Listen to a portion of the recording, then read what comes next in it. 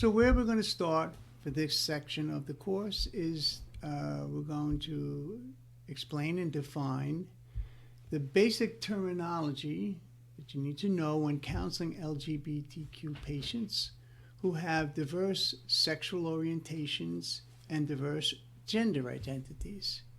And there are 4 that we are going to cover right here. The first one is sex assigned at birth, and then gender identity, gender expression, and sexual orientation.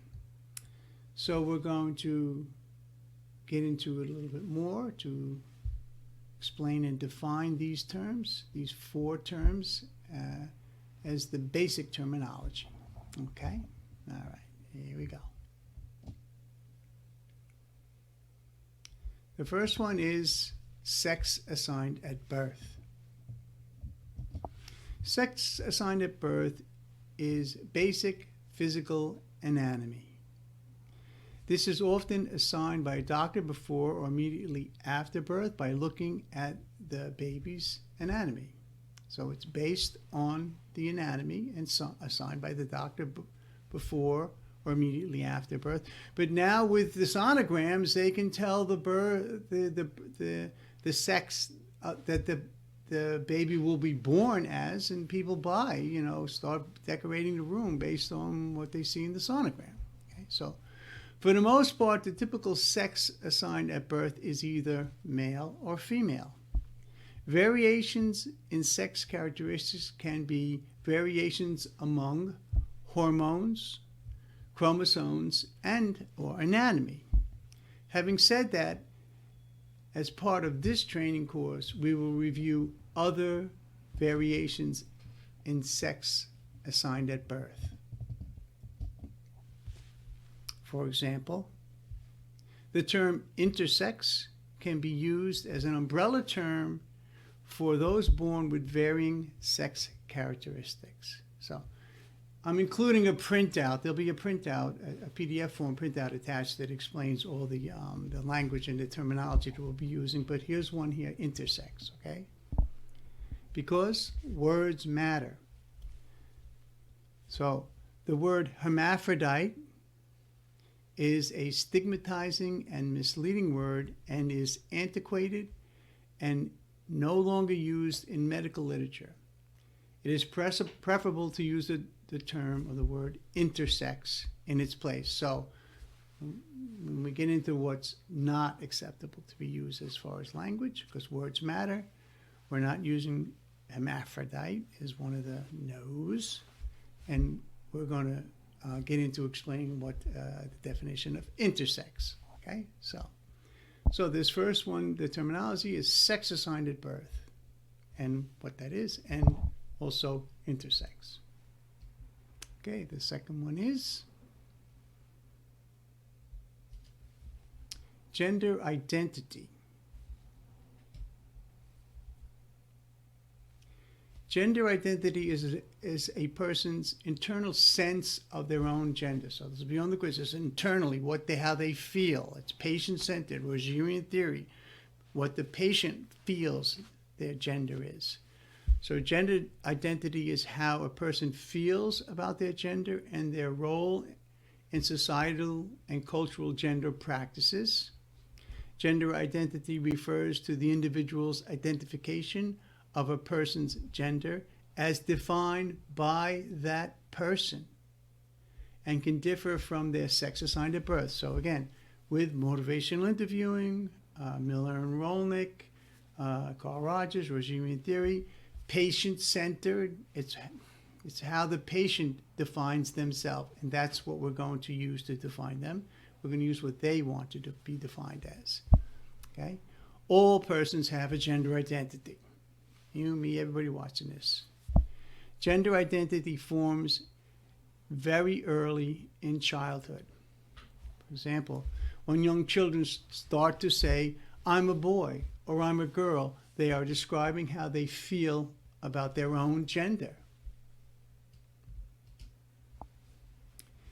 Okay, here's another term, and again, there's a printout, PDF printout of these terms. Cisgender describes a person whose gender identity and sex assigned at birth match. For example, I'm cisgender. Okay, I'm a man. I'm a male. I'm a him. Okay, and transgender.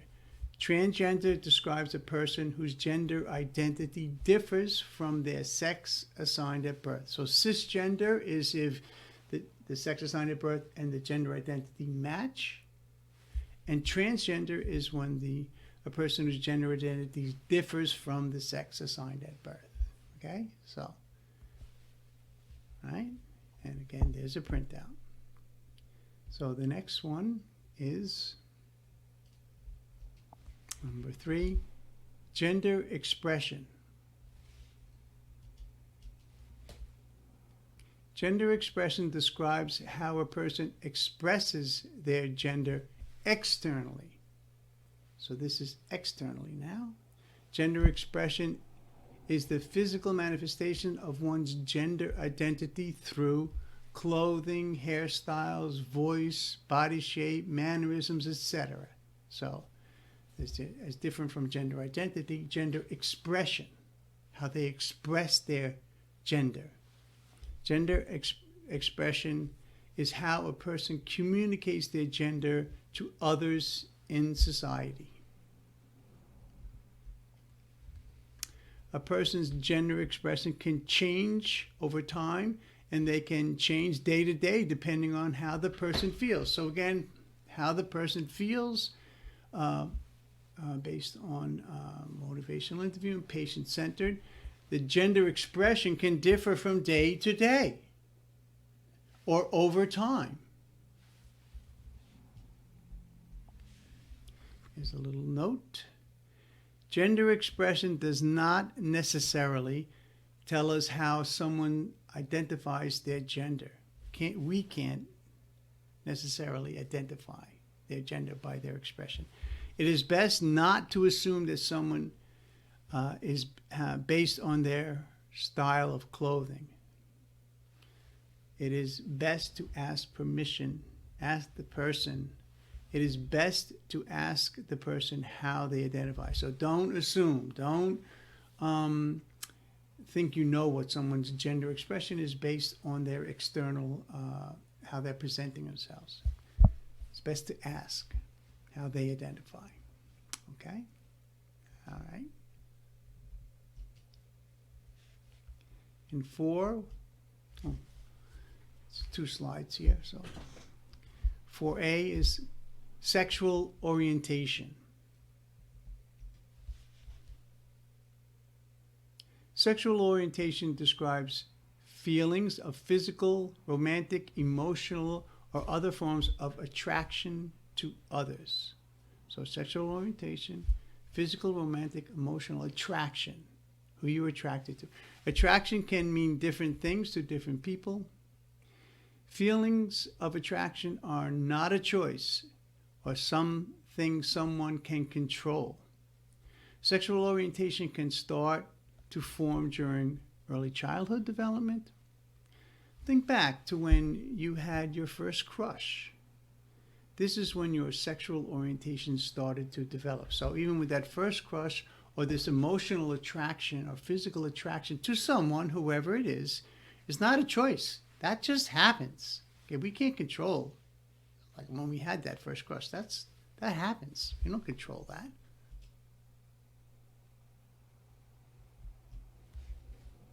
So more on sexual orientation.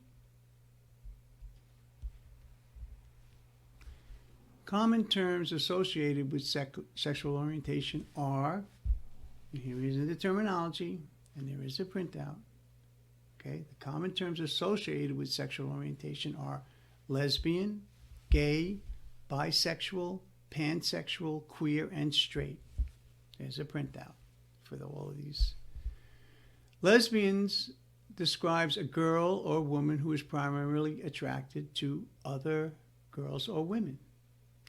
Gay describes boys or men that are primarily attracted to other boys or men.